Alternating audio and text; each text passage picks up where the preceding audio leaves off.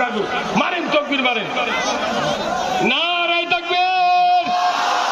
প্রধান বক্তার আগমন, প্রধান বক্তার আগমন। নারায়ে তাকবীর, নারায়ে তাকবীর।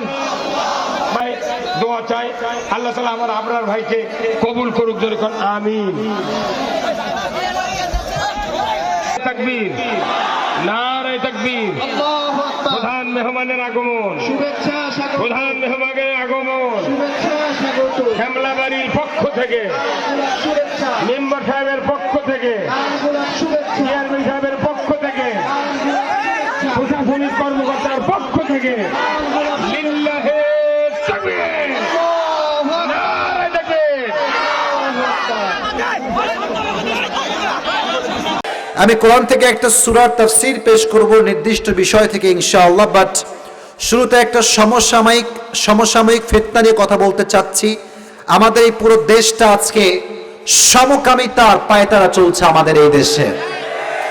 এটাকে আমরা দেখতে পাচ্ছি ট্রান্সজেন্ডার, নাম শুনছেন আপনারা সবাই? যেহেতু আমি একজন স্কলার, আমার জায়গা থেকে আমার দায়িত্ব হচ্ছে আপনাদেরকে কারেন্ট কনটেক্সট নিয়ে কিছু কথা বলা।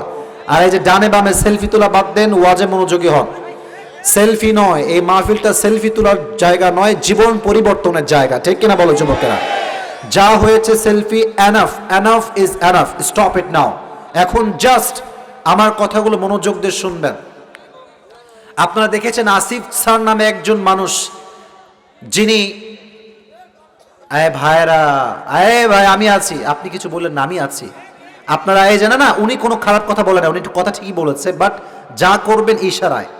কারণ আমি এখন আমার পুরো কনসেপ্টে যাচ্ছি, আমাকে কোনো প্রকার কোনো কাউন্টার দেওয়া যাবে না। যদি আমি কোরআন হাদিসের বাহিরে কথা বলে আমাকে কাউন্টার দিবেন, নো প্রবলেম। বাট যতক্ষণ আমার দোয়া না হচ্ছে, কোনো যুবক, কোনো মুরব্বী কোনো টু শব্দ করে পরিবেশকে নষ্ট করবেন না। রাজি আছেন ইনশাআল্লাহ?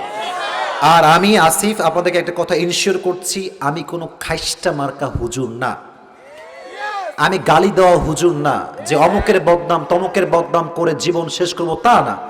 আমার জীবনটাই হচ্ছে খালি ভালোবাসা দাও, ভালোবাসা নাও, এটাই আমার জীবন।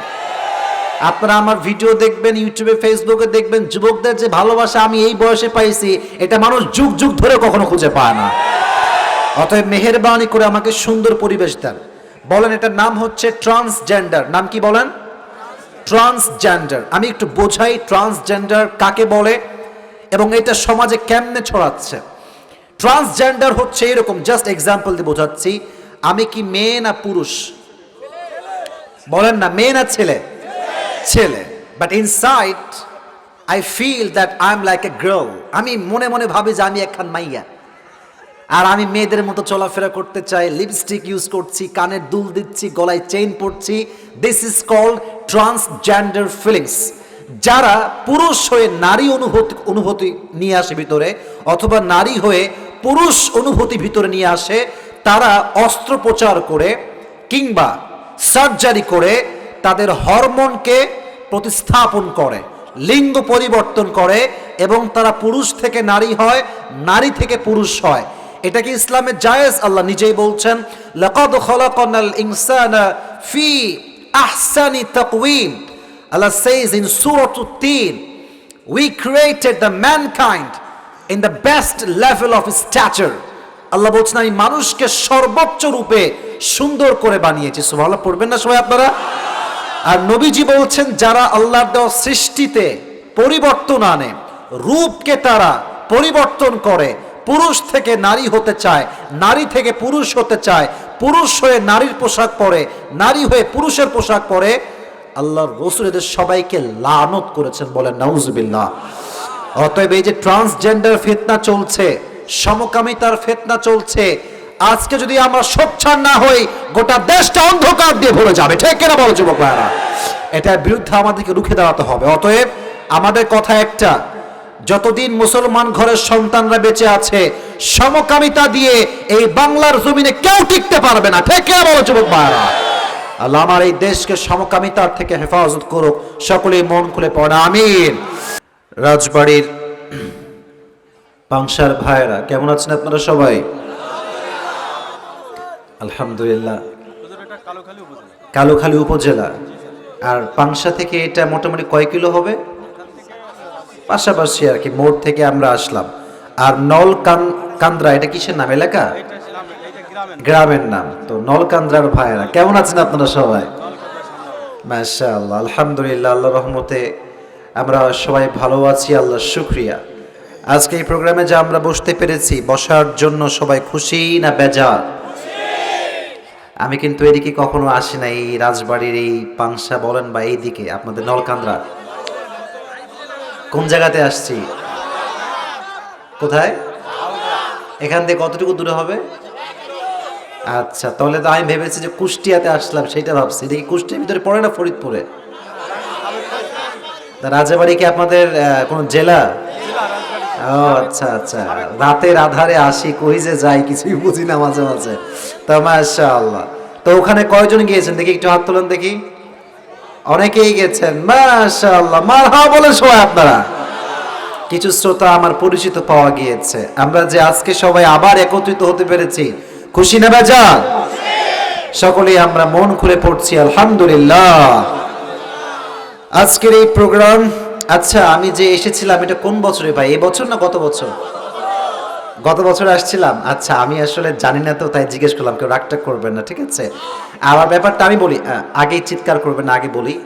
পুরো 6 মাস প্রোগ্রাম করতে হয়, একদম সে আগস্ট থেকে নিয়ে প্রায় রমজানের আগ দিন পর্যন্ত ডেইলি প্রোগ্রাম, প্রত্যেক দিন রাতে দিনে প্রায় প্রোগ্রাম থাকে। তো কখন কোথায় মুভ করি মাঝে মাঝে নিজেও বুঝে উঠতে পারি না। এখন যেমন আসলাম, গাড়ি থেকে নেমে স্টেজে কোথায় কোন উপজেলা, কোথায় কোন থানা, I don't have any kind of idea about it, আমি জানি না, জাস্ট নেমে স্টেজে উঠে আসছি। অতএব আমার যারা যুবক শ্রোতা আছো তোমরা জানো যে আসিফ হুজুর কি কথা বলে, কোন ধরনের কথা বলে। তা আমি আশা রাখবো তোমরা আজকে আমার কথা শেষ পর্যন্ত শুনে দেন দোয়া করে বাসায় যাবা। রাজি আছো তো ইনশাআল্লাহ? ইনশাআল্লাহ। আজকে এই প্রোগ্রাম নলকান্দ্রা শামলাবাড়ি ছাত্র কল্যাণ সংসদ ও প্রবাসীদের উদ্যোগে যেই যুবকেরা আজকের প্রোগ্রামে এই পুরো প্রোগ্রামকে অ্যারেঞ্জ করেছে, ওদের হাতটা আমি একটু দেখতে চাই। কারা কারা আছে এখানে?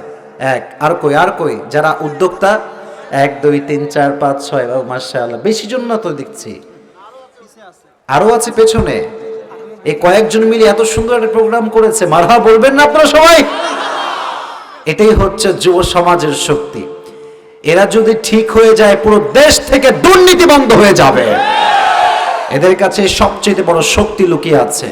এই ছাত্র কল্যাণ পরিষদের প্রত্যেকটা যুবককে, প্রত্যেকটা সদস্যকে আল্লাহ তাআলা ইসলামের বীর সৈনিক অমরের মতো কবুল করুক, পড়া আমিন। এবং সবচেয়ে বড় পাওয়ার বিষয়টা হচ্ছে, আজকে আমার যে টাইমে আসার কথা সেখানে কিছু লেট হয়েছে, বাট কমিটি একটা মুহূর্তের জন্য আমার সঙ্গে 2 কথা দুর্ব্যবহার করে নাই। এটা খুবই রেয়ার। এটাতে আমি বুঝলাম যে রাজবাড়ির মানুষরা হচ্ছে আলেমদেরকে কলিজার ভেতর থেকে ভালোবাসে, ঠিক কিনা বলা? এত সুন্দর ব্যবহার, আমি অবাক হয়ে গেলাম। আমার পিএস বলতে, হুজুর কোনো বাজে কথা একটা কথাও কেউ বলে নাই।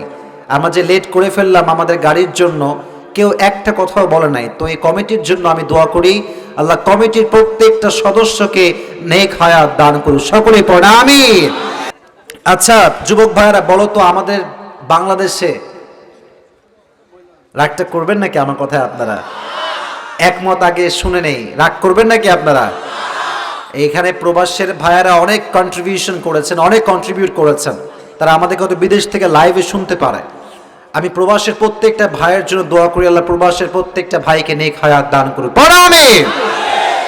আমি বলছিলাম, আমাদের এই দেশে যুবকের কি কোনো কমতি আছে, অভাব আছে? এই বামের লোকরা কথা কয় না, আছে? আচ্ছা, এত যুবক বাংলাদেশে, এত যুবক বাদ দিয়ে কিছু মেয়ে টাকলাকে কেন বিয়ে করে?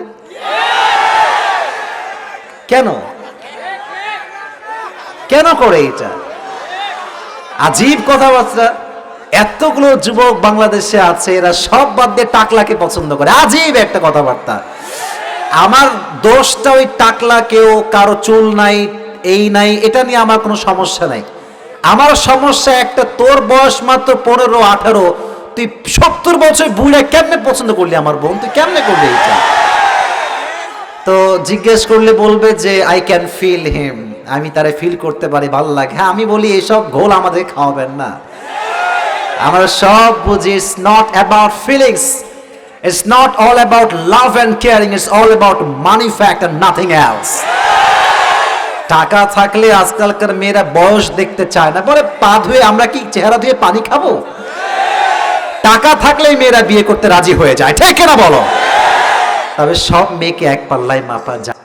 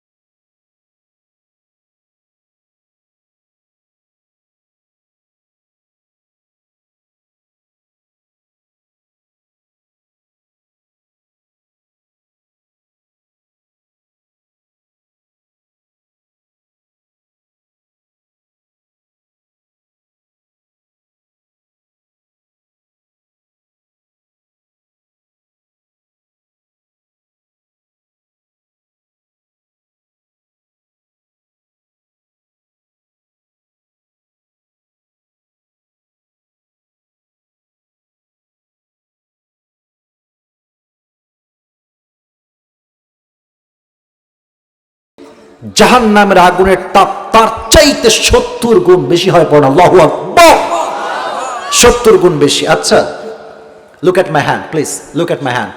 আমার হাতে এইটা কি বলেন তো সবাই? বামের ভাইরা একদমই কথা কয় না, রাগটা করছেন নাকি আপনারা? আমি এক বাক্যে সবাইকে জিজ্ঞেস করে নাম কি বলেন তো দেখি। টিস্যু, আমি জানি এটা টিস্যু, বাট জানতে চাচ্ছি যেন আপনারা উদাহরণটা বুঝতে পারেন। This is just a tissue and nothing else, I know that batter, but মনে করেন এটা কোনো টিস্যু নয়, এটা হচ্ছে একটা মোমবাতি। এটা কি যুবক ভাইয়েরা? আচ্ছা বলেন তো, মোমবাতির উপরে মিটি মিটি মিটি মিটি কি জ্বলে? বলেন সবাই, কি জ্বলে? আগুন জ্বলে। আমি বললাম এই নলকান্দার এই যুবক তুমি এদিকে আসো, একজনকে ডাকলাম। হুজুর কি হয়েছে? ডাকলেন কেন? বাবা তোমাকে আমি I will give you 1 crore, 10 crore টাকা. There is one condition. You have to put your finger in the fire just for 5 minutes. তোমাকে আমি 10 কোটি টাকা দিব, তুমি তোমার আঙ্গুলটা লাগাতারে এই ছোট্ট আগুনের ভেতরে 5 মিনিট রাখো। কোন যুবক কি রাজি হবে রাখতে? এক বাক্যে বলেন না, রাজি হবে রাখতে? কেন রাজি হবে না? বলবে হুজুর যে আঙ্গুল আমি পোড়াবো আজকে আপনার আগুনে রেখে 10 কোটি টাকার জন্য, ওই আঙ্গুল আমার ঠিক থাকলে 10 কোটি নয়, একদিনে 20 কোটি টাকা ইনকাম করতে পারবো। ঠিক কিনা বাবা?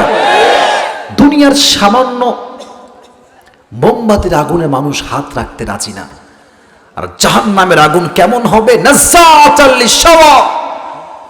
জাহান্নামের আগুন যখন মানুষকে সামান্য স্পর্শ করবে, গায়ে লাগে নাই কিন্তু, হাত কিন্তু পড়ে নাই, দূর থেকে স্পর্শ করেছে। It will remove the skin from your body. আপনার দেহের প্রত্যেকটা চামড়াকে খসে খসে গলিয়ে গলিয়ে ফেলাই দিবে, চামড়াগুলো খসে পড়ে যাবে। লা তুবকি ওয়ালা তাবু। The fire of hell will not leave them alive, nor will it leave them dead. না মারবে না বাঁচাবে, মানুষগুলো একবার অজ্ঞান হওয়ার মতো হয়ে যাবে, মনে হবে মরেই যাবে, আল্লাহ আবার জীবিত করবে। তবে একটা প্রশ্ন নাস্তিকদের আছে এই ক্ষেত্রে। নাস্তিকরা বলে এই মুসলমান ঘরের সন্তান শোন, তোরা যে বলিস জাহান্নামের আগুনে দেহ পুরো ছারখার হয়ে যাবে, যদি সব পুড়েই যায় আবার শাস্তি কেমনে হবে? যুবক ভাইরা বলো তো, প্রশ্ন আছে না নাই? প্রশ্ন বুঝবেন। এদিকে তাকান, এটা আমার দেহের, এটা কি? চামড়া। বলেন পাংশার আপনার রাজবাড়ির ভাইরা, এটা কি? চামড়া। আমার চামড়া পুড়ে গেল, পুড়ে ছারখার হয়ে গেল, আবার আল্লাহ কেমনে আমাকে শাস্তি দেবে? নাস্তিকদের প্রশ্ন। নাস্তিকরা দেখবেন মাঝে মাঝে আমাদের ঈমানে আঘাত করে প্রশ্ন করে। কিছু নাস্তিক বলে, এখানে ওলামা একরাম ভালো বুঝবে, নাস্তিকরা বলে ছি ছি ছি, বলতে আমার আগেই বলেন নাউজুবিল্লাহ। নাস্তিকরা বলে নবীজির চরিত্র নাকি খারাপ ছিল, তাই নবীজি আয়েশাকে মাত্র 6 বছর বয়সে বিয়ে করেছে। এত আস্তে নাউজুবিল্লাহ মুসলমান ঘরের সন্তান বাবাদের। নাস্তিকরা বলে নারী নবীজি ছিলেন, এই জন্য নবীজি নাকি আয়েশাকে 6 বছর বয়সে বিয়ে করেছেন। এটাকে আপনারা বিশ্বাস করেন কেউ? ভাইরা বলেন বলেন। নবীজি আয়েশাকে নারী নবী ছিলেন তাই বিয়ে করেন নাই, বরং আয়েশাকে বিয়ে করার অধিকারটা, আদেশটা দিয়েছে একজন। আওয়াজ দিয়ে বলেন তো তিনি কে? আমি আগে ছোট্ট একটা ঈমান নিয়ে ক্লিয়ারেন্স দেই, ক্রিস্টাল ক্লিয়ার করে ঈমানটাকে মজবুত করতে হবে জাহান্নাম নিয়ে।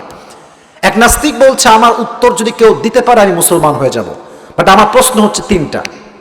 যুবক ভাড়া বলেন কয়টা? এক, এগুলো কিন্তু খুবই সেন্সিটিভ প্রশ্ন, আমি তোমাকে দলিল ভিত্তিক যুক্তি ভিত্তিক কথা বলছি। নাস্তিক বলছে প্রথম প্রশ্ন, আচ্ছা বলেন তো, আমি বলছি আপনাদেরকে, আমরা কি আমাদের স্রষ্টাকে, রবকে, আল্লাহকে দেখতে পাই?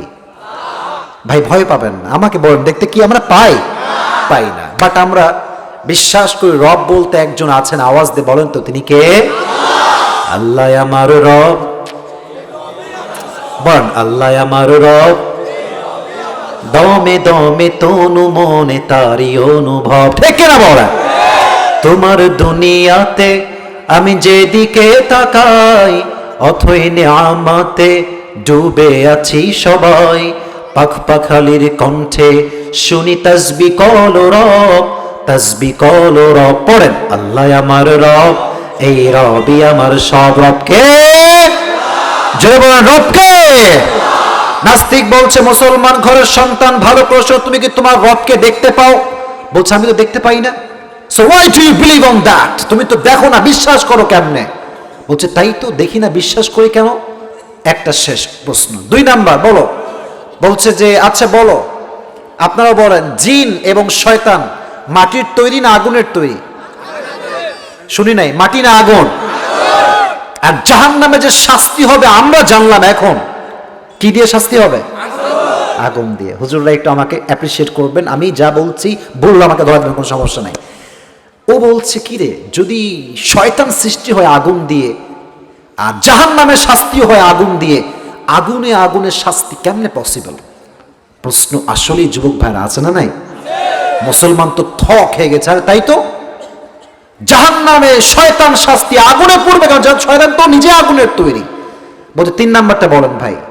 বলছে 3 নাম্বার হচ্ছে ভালো এবং মন্দ, what ever happens in this world, যাই ঘটে সবকিছু ঘটায় একজন, আওয়াজ দিয়ে বলেন তো তিনি কে? এবার নাস্তিক বলছে যদি সবই আল্লাহই করে তাহলে তোদের আদালত কেন তোরা দিয়েছিস? হ্যাঁ, জজ কেন, উকিল কেন, ব্যারিস্টার কেন, এই জজ আদালত কেন দেওয়া হয়েছে? সব তো আল্লাহ করছে। নাউজুবিল্লাহ পড়বেন না আপনার সবাই? বল কে উত্তর দিতে পারবি? মুসলমানরা সব কেউ পারছে না উত্তর দিতে, সব বিদায় নিয়ে চলে গিয়েছে। কয়েকদিন পরে যুবকটা রাস্তা দিয়ে হাঁটছে, একজন বড় আলেমের সঙ্গে দেখা, সিনিয়র আলেম, যারা আমার ডান পাশে বসে আছে, মুরব্বী টাইপের সিনিয়র আলেম। বলছে এই যুবক, এই নাস্তিক এদিকে আসো, তুমি নাকি বলেছো তোমার 3টা প্রশ্নের উত্তর যে দিতে পারবে তুমি তার কথায় মুসলমান হয়ে যাবে। বলছে হ্যাঁ। বলো তোমার প্রশ্নগুলো কি কি? বলছে 1, can you see your God? তুমি কি রবকে দেখতে পাও? বলছে no, we can't see our God, আমরা রবকে দেখতে পাই না। তাহলে বিশ্বাস করো কেন? দ্বিতীয় প্রশ্ন বলো। বলছে মানুষ তৈরি মাটির দ্বারা, জিন এবং শয়তান তৈরি আগুন দ্বারা, আগুনের শাস্তি আগুনে কেমনে সম্ভব? 3 নাম্বার খারাপ মন্দ সব ঘটে আল্লাহর পক্ষ থেকে, তাহলে আদালত কেন, জজ কেন, উকিল কেন? এই কথা শুনে হুজুর এমন খেপা খেপেছে, একটা মাটির কলসি ছিল পাশে, ধৈরার কপালে একখান দিছে আঘাত, জোরে একখান দিছে আঘাত, ও আঘাত খাই এমনি উল্টে পড়ে গেছে। আর উঠে গালি, হুজুরের বাচ্চা, হুজুর উত্তর দিতে পারাতে মারামারি করতে আসছো তাই না? এই তর্ক বিতর্ক করতে করতে করতে করতে রাজার কাছে চলে গিয়েছে, বিচারকের কাছে। আমি কিন্তু গল্পটা বলছি টাইম পাস করবার জন্য নয়, ইমানের এখানে একটা গুরুত্বপূর্ণ কনসেপ্ট লুকিয়ে আছে। তো রাজা বলছে কি খবর হুজুর সাহেব, আপনি লোক সুবিধার না দেখছি, উত্তর দিতে পারবে না, that's fine, that's okay, but আপনি হাত তুললেন কেন গায়ে, আপনি আঘাত করলেন কেন যুবককে? বলছে জাহাপনা, আমি যে আঘাত করেছি কলসি দিয়ে, আমার এই আঘাতে আমার 3টা ইমানের জবাব লুকায়িত আছে। সুবহানাল্লাহ পড়বেন না আপনারা সবাই?